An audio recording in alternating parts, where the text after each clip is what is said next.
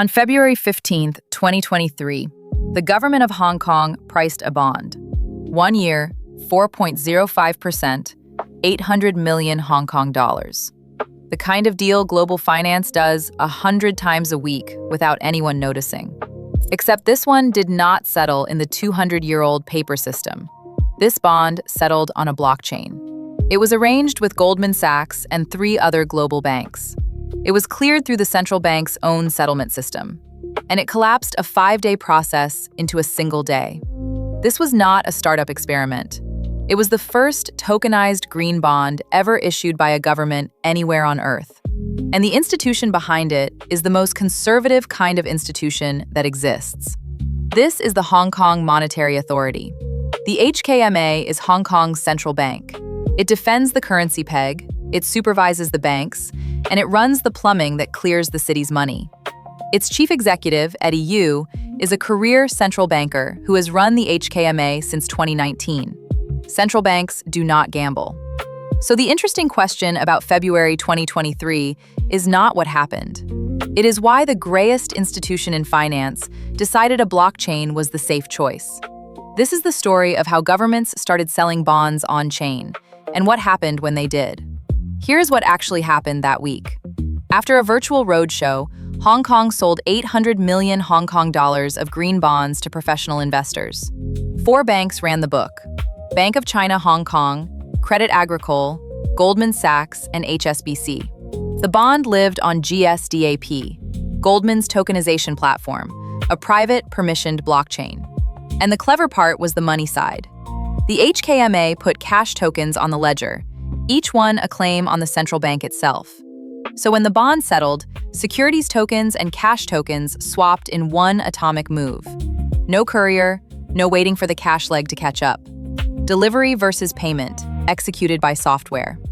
Eddie Yu put the result in one sentence. The settlement process, which typically takes 5 business days in conventional bond issuances, was drastically shortened to merely 1 day. T+5 became T+1. And here's the detail issuers should tattoo somewhere. Hong Kong did not pass a single new law to do this. An ordinance already on the books allowed government bonds in electronic form, so the paper certificate simply was not printed. The on-chain record was the legally definitive record of ownership.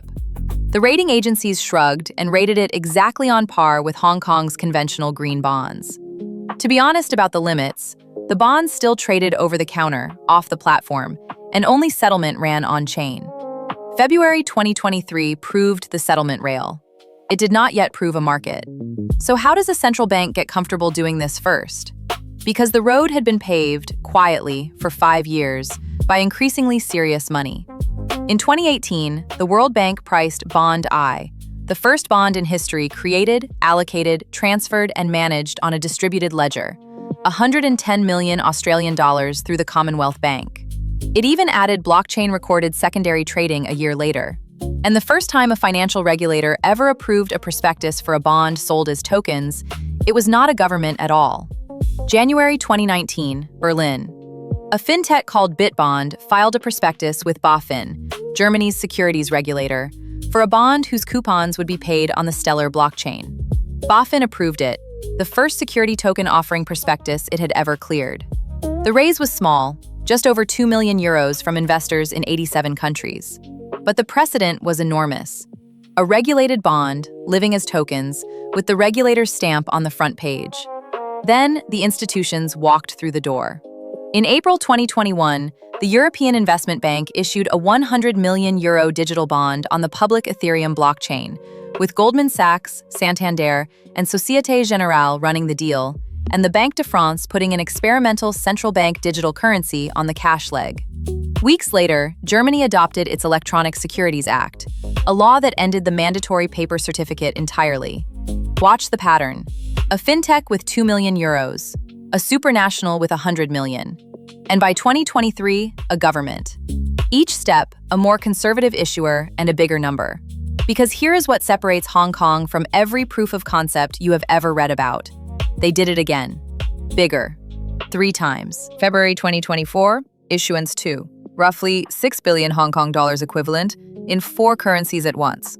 Hong Kong dollars, renminbi, US dollars, euros. The first multi-currency digital bond in the world, and this time digitally native, born on the platform on HSBC's Orion. And they fixed the real bottleneck, which was never the technology, it was access. From 2024, international investors could hold these bonds through the Euroclear and Clearstream accounts they already have. Nobody had to onboard to a blockchain to buy a Hong Kong bond. Over 50 global investors came in, by HSBC's count. Weeks later, HSBC and Bank of East Asia ran the city's first repo trade using the digital bond as collateral. The asset had started to work for a living. November 2025, issuance 3. Around 10 billion Hong Kong dollars, tenors out to 5 years, and the order book told the story. Subscriptions passed 130 billion, 13 times oversubscribed.